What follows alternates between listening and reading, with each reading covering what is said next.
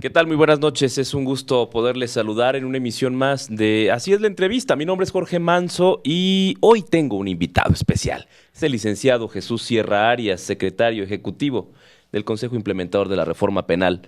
Bienvenido, licenciado. Muchas gracias, don Jorge, muy amable por la invitación. Buenas noches para todo tu auditorio. Muchísimas gracias.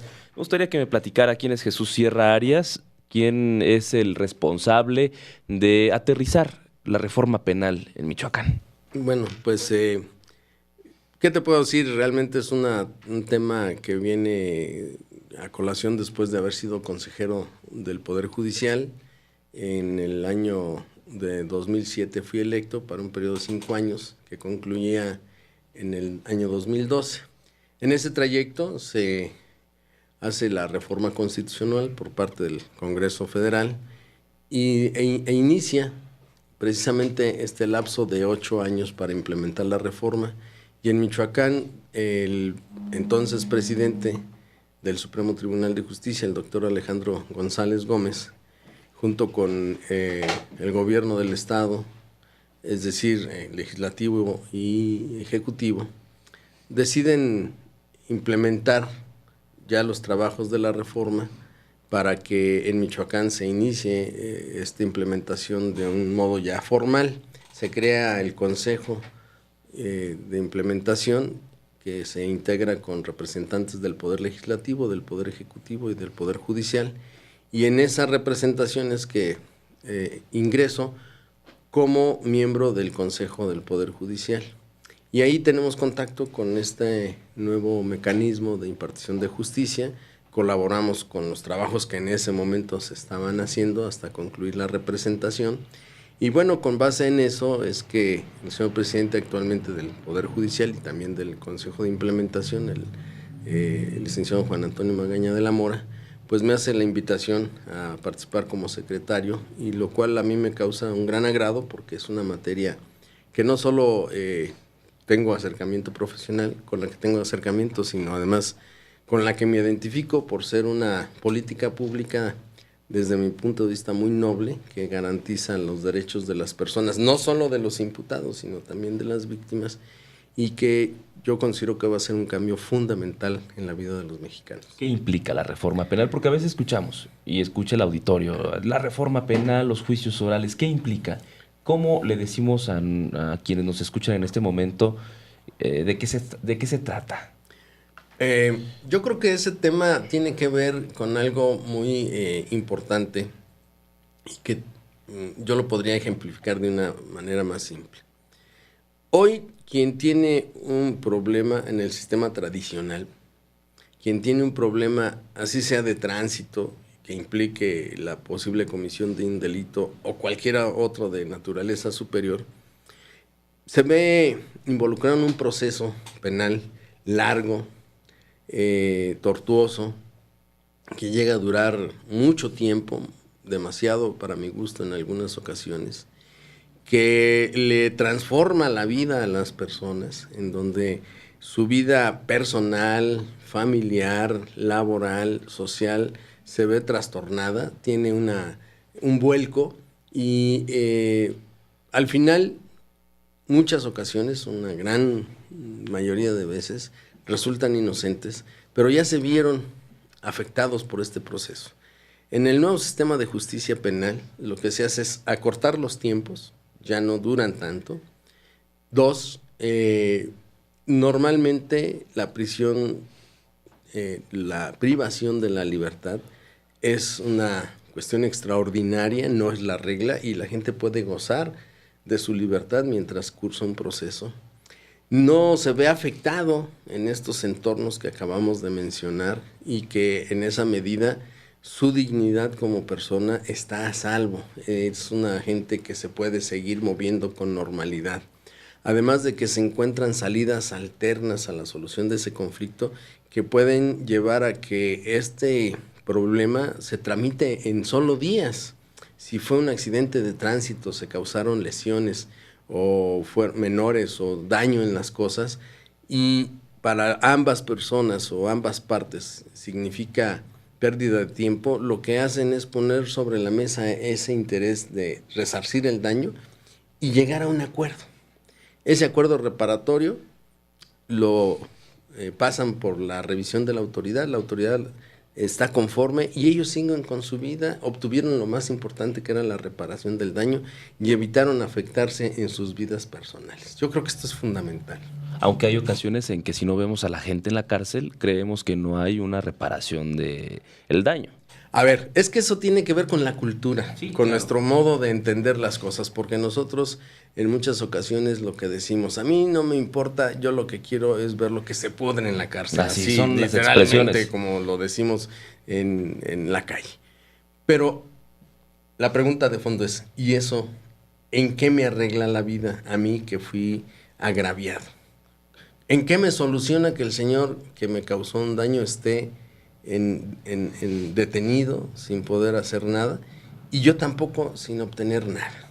Entonces yo creo que es un tema cultural, es un tema en el que precisamente la transformación del sistema es tal que necesitamos no solo cambiar las instituciones, las normas y los operadores, sino lo que fundamentalmente tenemos que cambiar es el modo de concebir por parte de la sociedad la impartición de justicia, o sea, el arreglo real. No nos ganamos nada, absolutamente nada, teniendo personas detenidas. Sale más caro, ¿no? Porque el poder público tiene que estar pagando la manutención de quien está en cárcel. Si nos vamos también a esos números, le sale ya de más la otra caro parte. al Estado, pero fundamentalmente le sale más caro a las personas. ¿Por qué? Porque tenemos que pagar un abogado. Tenemos que llevar durante mucho tiempo un proceso. Tenemos que estarnos presentando, tenemos que ir a presentarnos ante las autoridades a diferentes audiencias. Tenemos que esperar a un fallo y después, si no estamos conformes, seguir con la tramitología judicial que nos implica ir a otra instancia. Y esto, al final de cuentas, lo único que hace es dejar insatisfechas a las partes, pero también descomponer la relación social. Eso así sucede. Ahora, ¿qué necesitamos hacer para que esto sea exitoso? Pues necesitamos que la sociedad, a través de los medios de comunicación, comprenda que lo más importante es la tranquilidad de las personas. Lo más importante es estar bien en nuestra vida cotidiana y eso implica tener el menor acercamiento con instancias de esta naturaleza. Sí, claro, que a veces es tortuoso, ¿no? Que no solo es tortuoso, sino que además nos llevan a alimentar rencores, a tener agravios, a generarnos una imagen negativa tanto de la persona que está enfrente que nos causó un daño, que a lo mejor no lo quiso hacer por voluntad, y también a imaginarnos de un modo diferente a la autoridad. Es decir, pensar que la autoridad nos hace larga los trámites nomás porque se le antoja o porque se le da la gana, y eso no es verdad. Eso es un diseño institucional que así se marca. Entonces, el nuevo sistema de justicia lo que hace es apostarle a los valores, apostarle a que la gente tenga la disposición de arreglarse, a que sea más rápido, a que no tengamos que esperar años. Mira, te pongo un ejemplo. Hace apenas 7 meses que iniciamos el nuevo sistema de justicia en la región de Morelia y Zitácuaro. Y hace unos días, la semana pasada, ya tuvimos una primera resolución, que no necesariamente en ese asunto cuando inició el nuevo sistema de justicia penal, me refiero a ese proceso en particular, sino que ese proceso se presentó durante el transcurso de los 7 meses y ya se resolvió. Del modo que haya sido, eso no importa, ya se obtuvo una resolución. Y lo que importa es que la gente vea que fue una resolución que en el lapso de menos de 7 meses se resolvió ese asunto. 2, que dentro de todos los asuntos que han llegado en esos 7 meses, solo ese se fue a juicio, es decir, hasta la etapa final. Que el resto ha quedado resuelto en las diferentes etapas previas. Y esto también es importante, ¿por qué? Porque si nosotros le apostamos a arreglar los asuntos mediante mecanismos alternos, no solo vamos a tener liberación de tiempo para atender mejor los asuntos que así lo requieren, sino también vamos a obtener la posibilidad de arreglos entre partes y la gente vuelve a la normalidad lo más pronto posible. Muy bien. Hay ya casos de éxito. Podemos hablar también de casos donde la autoridad se ha topado con estas inexperiencias? Porque bueno, apenas van iniciándolo también y pues se han encontrado también con dificultades para aplicar este nuevo modelo de justicia. A ver. Sí, yo creo que debemos hablar con toda puntualidad. Miren, estamos a punto de iniciar un ejercicio con la Secretaría Técnica Nacional para documentar casos de éxito en donde las personas se han avenido o se han arreglado mediante mecanismos alternos. Pero también tenemos problemas, y hay que decirlo, o resistencias de algún modo, con algunos actores que no han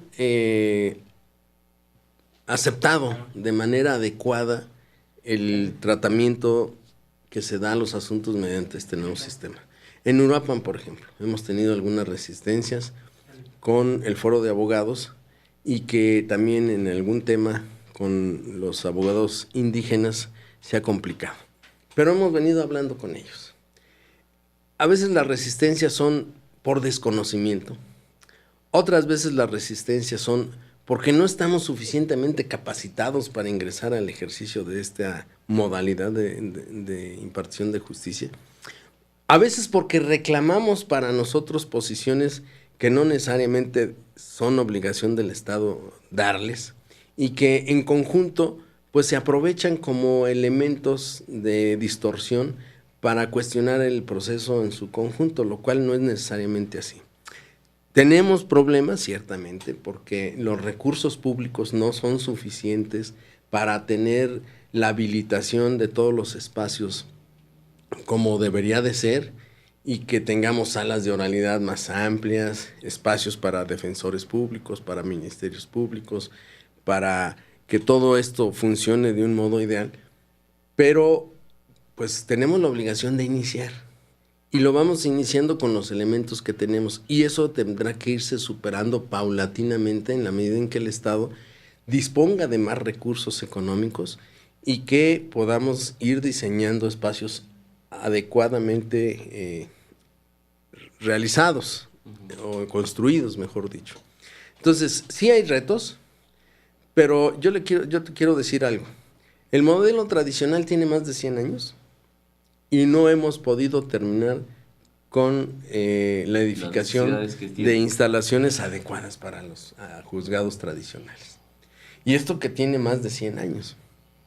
El Poder Judicial, lo digo en el contexto más exacto posible, fue de los poderes que más castigados estuvieron durante muchísimos años en los presupuestos federales y estatales.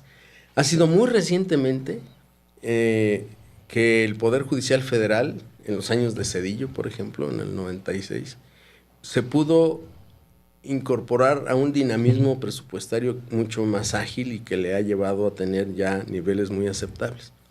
Y en el caso de Michoacán, a partir del periodo de Lázaro Cárdenas como gobernador, en el 2001 se inició un despegue económico que ha podido compensar las deficiencias de muchos años anteriores, pero eso no significa que ya esté un presupuesto suficientemente holgado para resolver los problemas. Ahora bien, si tomamos en cuenta que en el nuevo sistema no solo es el Poder Judicial, sino también es el Ministerio Público, la Defensoría de Oficio y ahora la Comisión de Atención a Víctimas, pues son operadores que además de la policía requieren de instalaciones, pero también requieren de muchísima capacitación. La Comisión de Víctimas, por ejemplo, ni presupuesto tiene. Va empezando porque apenas en agosto se autorizó y yo creo que debemos de apostarle a que la Comisión de Víctimas sea una comisión verdaderamente fuerte. Para que le ayude a las víctimas. Bien, ¿le parece si hacemos una pausa? Estoy platicando con el implementador de la reforma penal en Michoacán, el licenciado Jesús Sierra Arias. Vamos a una pausa, regresamos, así es la entrevista.